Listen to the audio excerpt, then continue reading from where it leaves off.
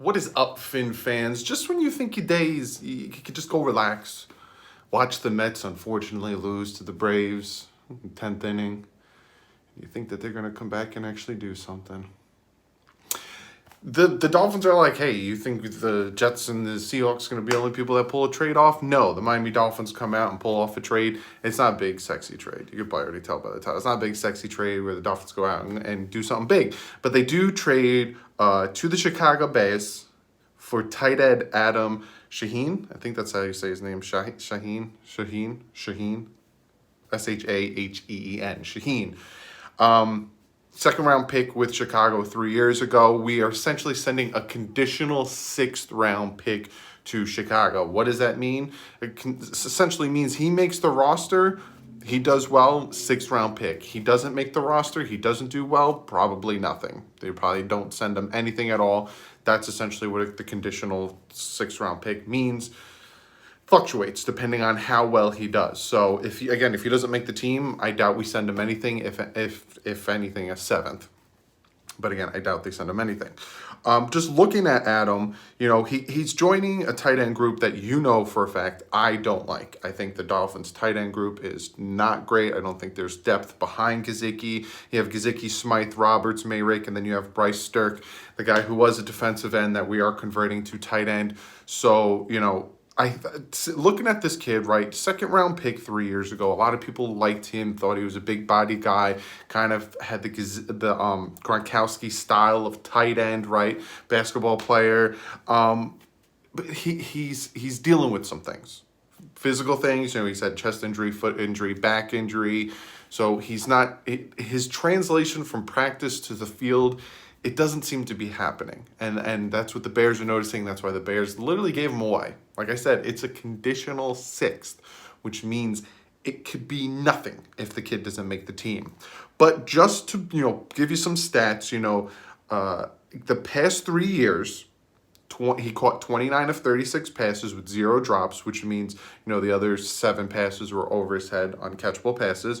So 29 of 36 catches, 0 drops in the past 3 years. And last year, he had a 70.6 pass blocking grade, which is very good for a tight end. Again, he's that big physical guy. So in all honesty, my honest opinion and assessment of this trade for Adam, cool.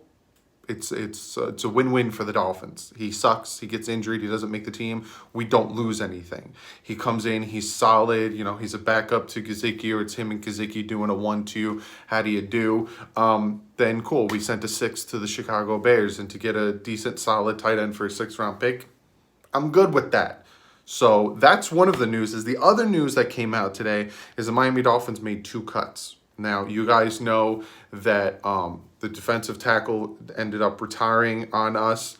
I talked about that in yesterday's video, about him retiring and Brian Flores trying to keep him. The Dolphins also cut quarterback Jake Ruddick and wide receiver Ricardo Lewis.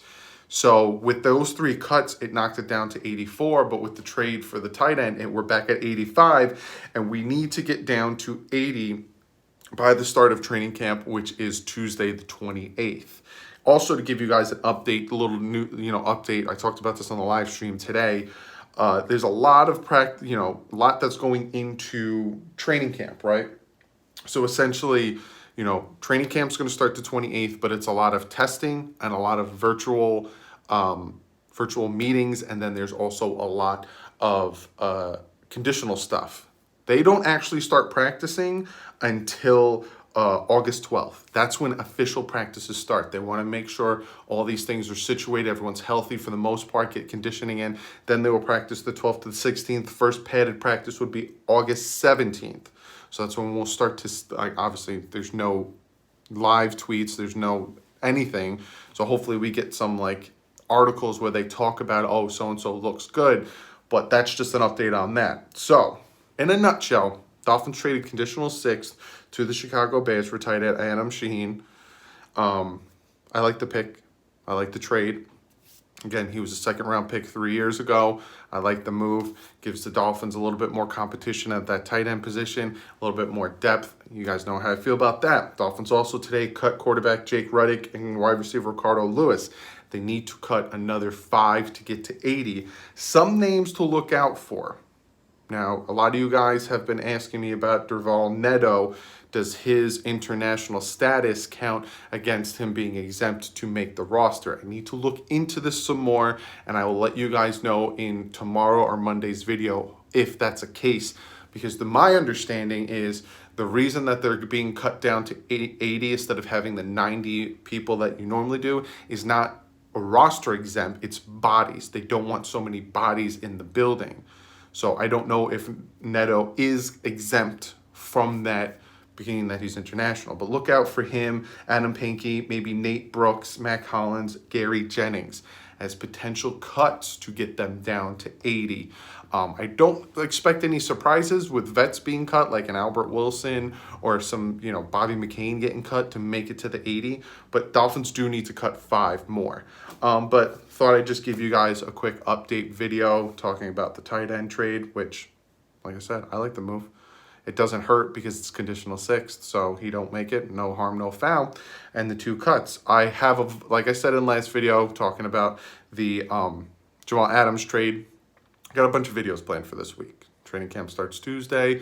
I have my final camp battle video with the linebackers and secondary. That video will probably be out either tomorrow or Monday. And then I was going to do a camp predicting the cuts video, but I'm not going to do that because I gave you my prediction. I'm going to say like Matt Collins, Gary Jennings, Derval Neto, Adam Pankey, and Nate Brooks. I could see, maybe those are the guys that are being cut. Am I going to be correct? Probably not. It's just a quick, rough look at the roster, seeing these guys potentially are, flexible enough that we can lose them and not be too stressed about it. But Monday, you guys will get the video talking about linebacker secondary.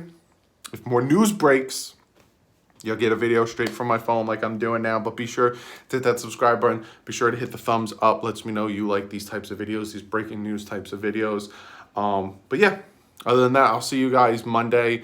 Unless more news happens, more trades happen, big cuts happen, all that stuff. I was going to keep rambling on, but I think you guys probably don't. They're like, shut up, Doug. So again, be sure to comment below. I want to know what you guys think about this trade. Are you indifferent about it, being that the trade literally can be nothing if he doesn't make the roster? What do you think about the quarterback cut, Jake Ruddick and Ricardo Lewis? I expect, Jake Ruddick to potentially make the practice squad when the practice squad becomes available. But comment below. I'm really interested in what you guys have to say.